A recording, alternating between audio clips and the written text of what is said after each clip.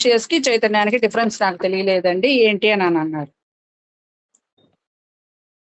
ఇప్పుడు నేను దేని ఇది గురించి గురించి చెప్పాలి? ఇప్పుడు నేను దేని గురించి చెప్పాలి? కాన్షియస్ కి చైతన్యానికి చెప్పండి గురించి ఫస్ట్ క్వశ్చన్. కాన్షియస్ కి చైతన్యానికి అంతేనా?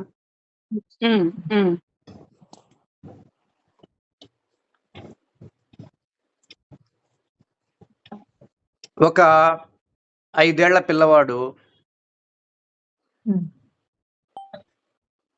మీ ఇంటికి వచ్చాడు. 5 ఏళ్ల పిల్లవాడు కదా అని చెప్పి భోజనం పెట్టారు.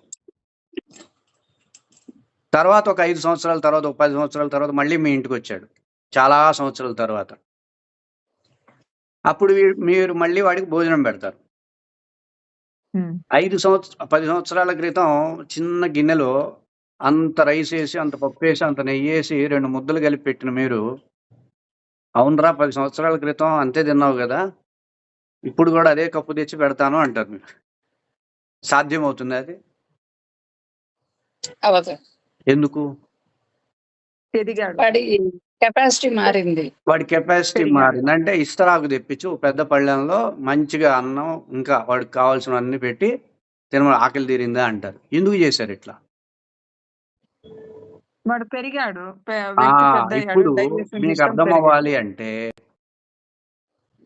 కానీ ట్రీట్ చేసే విధానం ఎలా ఉంది?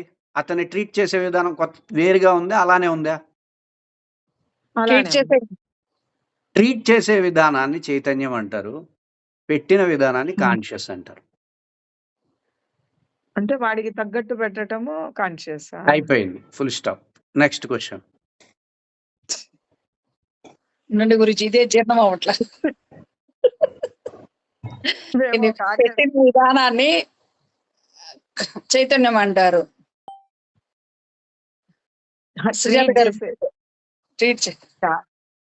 ఇప్పుడు మన లైఫ్ స్టైల్లో అదే ప్రేమతో పెడతాం కదా, అదే ప్రేమతో పెట్టేదాన్ని చైతన్యం అంటారు.